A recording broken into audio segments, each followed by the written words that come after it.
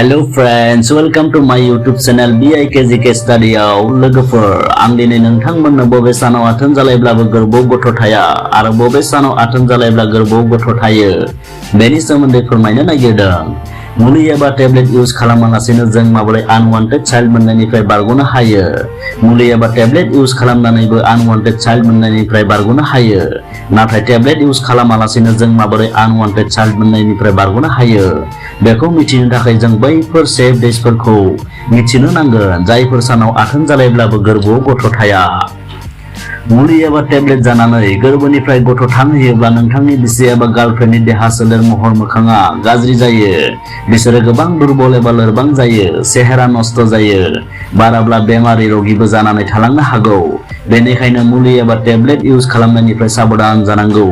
लोगोसे नोंथांमोना मिथिनो लुबैयो नामा बबे सानाव आथोन खामोब्ला हिनजावसा जोनोम मोनो आरो बबे सानाव आथोन जालायोब्ला हौवासा जोनोम मोनो?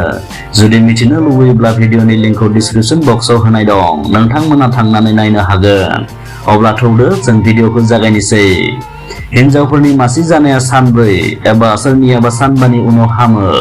बै जा सानखालिनिफ्राय बिसोरनि मासि जानाया हामो बै सानखालिनिफ्राय 14 सान गारनानै आथोन जालायोब्ला गोरबोआव गथ' थाया।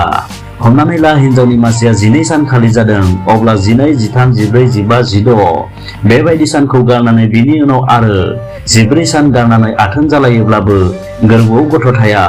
बेवहाय नोंथांनि बिसि एबा गार्लफ्रेन्डनि मासि जानाया बबेयावबा 12बो जानो हागौ, बा 1, 2, 3 बायदिसिना। बिनि ओंथिया बेयो जा सानखालिनिफ्राय मासि जायो आरो मासि जानाया जा सानखालि हामो बै सानखालिनिफ्राय 14 सान गारनानै एबा 14 साननि उनाव आथोन जालायब्ला गोरबोआव गथ' थाया। लोगोसे ब'नास टिप्स, नोंथांमोना गावनि बिसि एबा पार्टनारखौ गोरबोआव गथ' दोननो एबा गोरबोआव गथ' लाखिनो लुबैयोब्ला हिनजावसानि मासि जानाया जा सानखालि हामो बै सानखालिनि उननिफ्राय 1, 2, 3, 4, 5, 6, 7, 8, 9, 10, 11, 12, 13, 14 बैफोर सानाव आथोन गेलेयोब्ला एबा आथोन गेलेनायाव हौवानि फेदाया हिनजावनि जो आथोनाव हाबलाङोब्ला गोरबोआव गथ' थायो।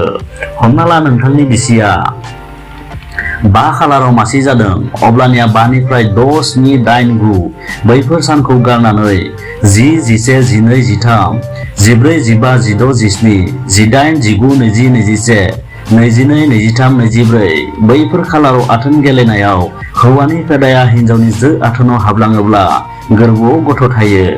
स' लोगोफोर, नोंथांमोना भिडिअखौ माबोरै मोनखो? भिडिअखौ नायनानै मोजां मोनदोंब्ला अन्नानै चेनेलखौ साबस्क्राइब खालाम, लोगोसे लाइक, शेयार, कमेन्ट खालामहर लोगोफोर। गोजोन्थों।